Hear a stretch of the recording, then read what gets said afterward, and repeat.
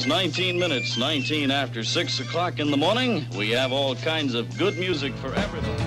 I pulled into Nazareth, was feeling about half past dead. I just need some place where I can lay my head. I just left high school and thinking about what do I want to do for a living. And I kind of thought, well, I like to draw, like most 18-year-old kids. But then I saw that they had a class, intro to radio TV class at Palomar. And then I thought, this is what I really want to do. I love radio. And took the class. And me and some friends of mine in the class actually started the radio station here at Palomar. This is 1975. Took every class twice. I can say I got straight A's and everything. Took every radio class, every TV class there was. Started sending tapes out. And one morning, my mouth full of Cheerios, I get this phone call from a guy named Dean Hallam, who's the program director of KBS 95, which at that time was the #1 station in San Diego. He says, hey, I like your demo tape, come on in for an interview. Went down there, got the job. And I was the overnight guy at KBS, my first big-time radio station. San Diego's only radio station playing the biggest hits of all time in stereo. KBS 95.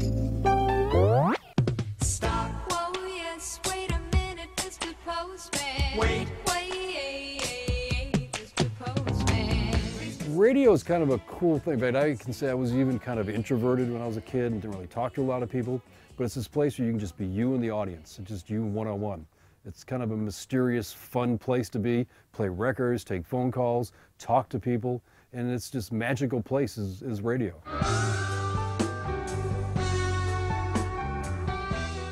This is 1977. I think it was like 10 bucks an hour. That was my entry-level job, but it was some of the best times of my life. Album oriented rock music, freeform rock. So we're talking about the Who. I get my back into my living. Led Zeppelin,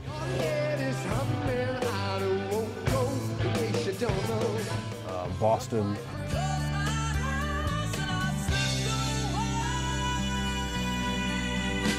bands like that. That's the music I really like. Originally, you could play pretty much anything you wanted. And you had just walls and walls of albums. And you'd get there an hour beforehand and choose which records you were going to play and talk to the guy before you, hopefully he hadn't played them also. You try to look at songs that go well together. This was also a time the Vietnam War had just ended, but we still had a lot of rebellion in the country, so you might find songs that have a certain theme to them and play those one after another, like a Hendrix song, going with the Who song, you know, Our Generation.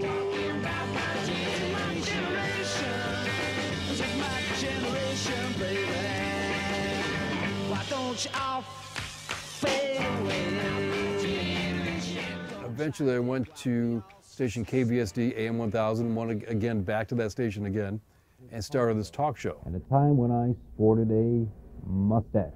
Eventually it was picked up by KFMB in San Diego. From KFMB it got picked up into 75 markets. So it was national throughout the country. First question is, how did you two meet and how long have you been married?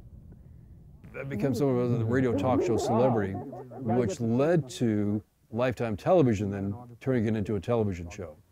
I was known as Pat Gallagher. Hi, good morning, and welcome to Living with Diabetes. I'm Pat Gallagher. Today we're heading out to horse country, the Arizona desert.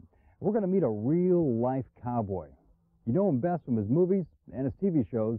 He's actor Wilford Brimley. And I used to travel around the country 2-3 weeks a year doing interviews with famous people, regular people. Originally it was a in-studio show. It wasn't live, but in a studio audience in Burbank. And that, I did like 100 shows for Lifetime. It was a weekly show. And then they switched to the women's channel.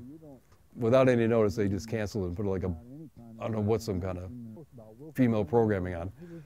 It was really cool because I mean, I'm walking on the set, you go, Pat Gallagher's on the set, and people would cheer.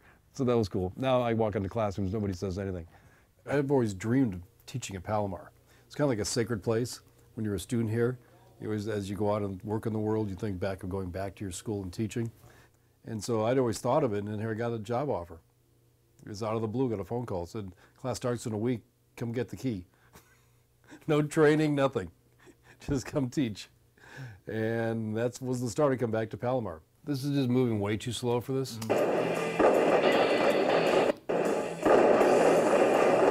thing I like best about teaching is the instant gratification.